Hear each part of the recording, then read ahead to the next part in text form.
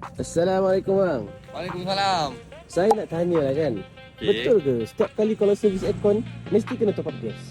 Tak, salah. Itu semua tak sikit customer. Dia bukan begitu. Dia kalau tak ada kebocoran, gas akan berkurangan. Melainkan dia kalau ada kebocoran. Kalau ada kebocoran, gas akan kurang.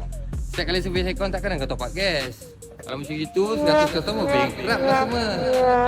Tak adanya setiap kali servis aircon perlu top up gas, tak ada. Servis aircon. Dia kalau ada bocor, kita kena top up gas. Kalau tak ada bocor, tak payah top up gas. Contohlah kalau aircon tu dah tak sejuk, ada kebocoran, boleh panggil technician. Datang, technician akan check dulu. Sama ada piping bocor, tak pun flaring dia bocor. So kalau flaring yang bocor, modal tak kasar lah. Cuma kita flare baru je.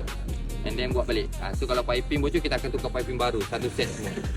Kalau dah tukar piping baru, kita akan tambah gas terus. Aircon akan jadi sejuk balik.